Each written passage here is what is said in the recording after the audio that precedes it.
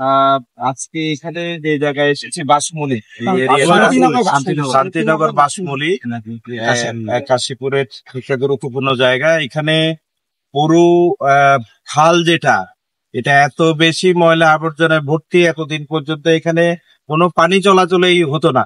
আমরা গতকালকে এবং আগে থেকে আমরা কাজ করছিলাম ইউনোর সাথে, ফতুল্লাহ ইউনো, এরপরে হচ্ছে যে আমরা ডিসি মহোদয় সহ আরো বিভিন্ন কর্তৃপক্ষের সাথে যোগাযোগ করছিলাম এবং পুরো ফতুল্লার যে জলাবদ্ধতা, এটার সুনির্দিষ্টভাবে কোন কোন জায়গায় জলাবদ্ধতা এবং এটার ব্যাপারে করণীয় কি বিষয়, সেগুলো আমরা সেখানে চিহ্নিত করে লিখিত দিয়েছি, ডকুমেন্টেশন দিয়েছি, পত্রিকা কাটিং দিয়েছি এবং আমরা ড্রোন ফুটেজ করে কোথায় কোথায় জলাবদ্ধতা এবং এটা সমাধানের প্রক্রিয়া কি সেগুলো আমরা বলেছিলাম।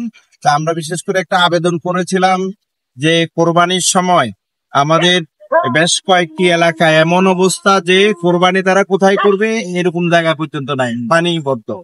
তো সেই জায়গা থেকে গতকালকে ইউনূস সাহেব একটা উদ্যোগ গ্রহণ করেছেন যে এখানে ভ্যাকুয়ামে মিনিমাম পানি চলাচলের একটা ব্যবস্থা তারা করার উদ্যোগ গ্রহণ করেছেন এবং ডিসি মহোদয় বলেছেন যে কোরবানির পরে তারা 5টি খাল খনন ভালোভাবে করবেন নারায়ণগঞ্জে।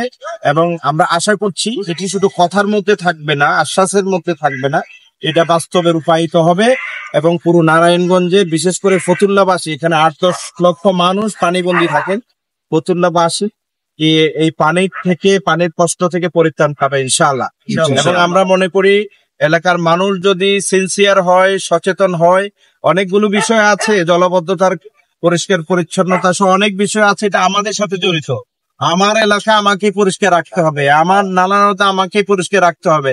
এখন আমি যদি ময়লা আবর্জনা গুলো আমার নালা নর্দমায় যদি ফেলি, তাহলে দেখা যাবে এটা প্রতিনিয়ত বাড়তে থাকবে এবং ব্লক হতে থাকবে। আমরা এখানে যারা আছি, এখানকার অধিবাসী, সেটা সচেতন থাকবো। তার পাশাপাশি এখানে অনেকগুলো বড় উদ্যোগ নিতে হবে যেগুলো আসলে আম জনতার পক্ষে সম্ভব না। এটি আমরা যে প্রকল্পের কথা বলছি এবং আমরা ইউনো গেছি, আরো কয়েকটা কর্তৃপক্ষের সাথে সাক্ষাতের পরে আমরা কোরবানির পরে একটা টাইম নিচ্ছি এলজিআরডি মন্ত্রণালয়ের সাথে, যিনি উপদেষ্টা আছেন, আমরা সাক্ষাতের একটা সময় নিচ্ছি, সেখানেও আমরা বিস্তারিত এটা তুলে ধরবো ইনশাআল্লাহ। আশা করি অচিরেই ফতুল্লাবাসীর জলবদ্ধতার যে সমস্যা সেটি সমাধান হবে ইনশাআল্লাহ। আমরা কোনো দল নয়, আমরা এই এলাকার লোকজনকে নিয়ে মানুষের সমস্যাটা হলে বেশি, এই সমস্যা সমাধানের জন্য আমরা সবাইকে নিয়ে মিলে কাজ করবো ইনশাআল্লাহ। আমরা আশা করব আমাদের এই কাজটি যেহেতু সম্পূর্ণ না হয়, আমি দাবি রাখবো জবাবের কাছে, এই কাজটি সম্পূর্ণ না মতো উনি আমাদের থাকবে এবং এটা করবে।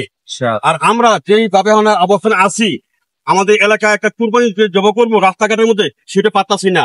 আশা করি যে এই খালটা খনন হয়ে যায়, আমাদের এলাকাবাসী মুক্তি হবে এবং তাকে আমরা ধন্যবাদ জানাচ্ছি যে আমরা যা বাসায় প্রকাশ করতে পারছি না, যে কিভাবে আমি ধন্যবাদ জানাবো। আজকে মানুষের বাড়িতে ঘরেতে পানি, অনেকে মা বোনের পায়ে হাঁটুতে গা হয়ে গেছে গা, কিছু করার নেই আমরা। কারণ আমাদের যে কাশীপুর ইউনিয়নটা এই যোদ্ধাবাদ হচ্ছে বলালি পর্যন্ত একেবারে মানে অচলাবর্ত হয়ে গেছে গা। কারণ এনটা বলক হয়ে গেল গা। আমাদের মুসলিমনগর, শাসনগাঁও, ধর্মগঞ্জ, নবীনগর কয়েকটি এলাকা প্রায় 7 থেকে 8 লক্ষ লোক আমরা পানিবন্দী থাকি। এই খালটি খনন হয়ে গেলে আমরা এই থেকে মুক্তি পাবো ইনশাল্লাহ। এই জন্য আমরা ডিসি মহোদয়কে, ইউনি মহোদয়কে এবং জবর ভাইকে আমরা ধন্যবাদ জানাচ্ছি। এই বলে শেষ করছি। আসসালামু আলাইকুম ওয়া রাহমাতুল্লাহি ওয়া বারাকাতুহু। নগরের বিভিন্ন স্থানে যে পানিগুলো জমে আছে, এই পানি জমাটা জলাবদ্ধতাকে দূর করার জন্য আমরা ইউনিয়ন পরিষদ, উপজেলা পরিষদ এবং ডিসি মহোদয়ের মাধ্যমে চেষ্টা প্রচেষ্টার মাধ্যমে আমাদের নারায়ণগঞ্জ, সিদ্ধিরগঞ্জ ফতুল্লাহ উন্নয়ন ফোরামের সম্মানিত চেয়ারম্যান মাওলানা আব্দুল জব্বার ভাই যে উদ্যোগী ভূমিকা নিয়েছেন, ওনার এই উদ্যোগী ভূমিকার কারণে মোটামুটি আমরা একটু সফল পেতে শুরু করছি। আমরা চেষ্টা করবো এই ফতুল্লাহ সিদ্ধিরগঞ্জ উন্নয়ন ফোরামের মাধ্যমে ফতুল্লাহ অঞ্চলের সকল জনবদ্ধতা দূর করার জন্য আপনাদের সার্বিক সহযোগিতা প্রত্যাশা করি এবং আল্লাহ রাব্বুল আলামিনের তৌফিক কামনা করি যেন আমরা জনগণের পাশে থেকে জনগণের কল্যাণে কাজ করে যেতে পারি। সবাইকে ধন্যবাদ। আসসালামু আলাইকুম।